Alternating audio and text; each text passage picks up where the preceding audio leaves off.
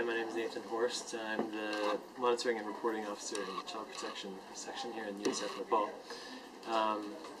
Just want to tell you about a tool for mobile data collection. It's called Ethnocorder and uses Apple devices, so I'm going to be showing it on the iPad.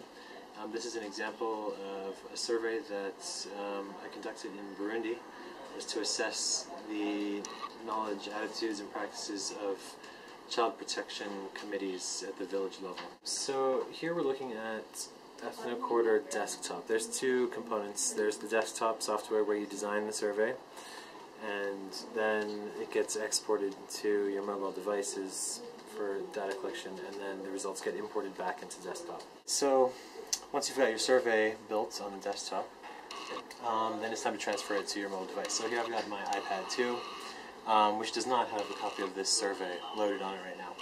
So I'm going to open up Ethnocorder. It's just an app on the iPhone, on the iPad, and I'm going to hit the sync button. Okay, so now we've got the survey on the device. So let's see what it would look like to go through it in the field. I'm going to touch Start New Survey, select my Child Protection Committee Assessment Survey. Here's some examples of text entry. Your keyboard pops up there. We wanted to know a little bit of demographic information. And then here we get to the first question where there's a video response. So if I touch the video response button there, now I have the option of flipping the camera around so it's self-facing. So for example, you could have people self-administer surveys. An exciting option for reflexive methodologies. If I hit record, now I'm recording video. Okay, I've got my timer up here.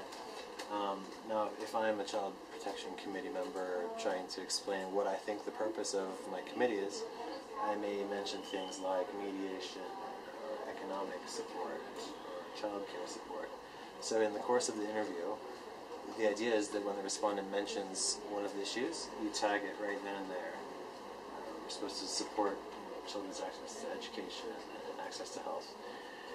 So this is an example of the data output then.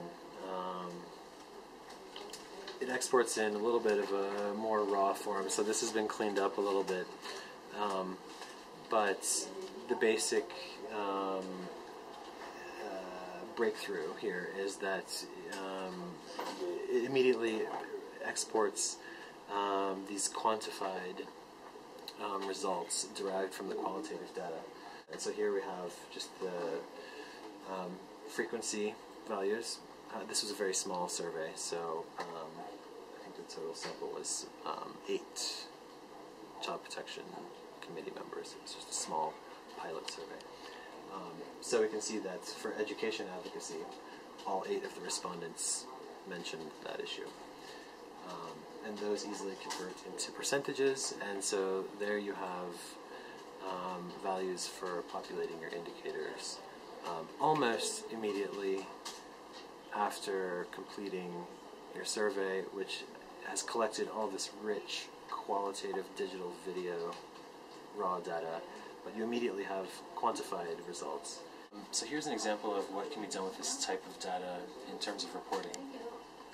This is an end-of-project report for a $500,000 food security project that was a Food for Work program. And we ask a few open-ended questions in the endline survey, like what are the most important issues for you in terms of long-term food security? And one of the most frequent responses that came back, which was sort of unanticipated, was about the importance of livestock. And we actually looked at livestock ownership rates and correlated those with food consumption scores. We saw that in fact these factors were closely related.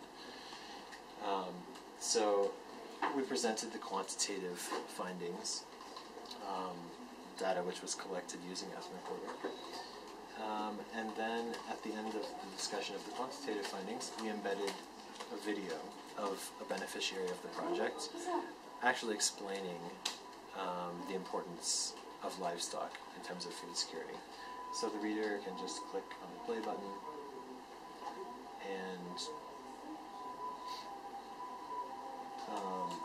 then the video is playing, and we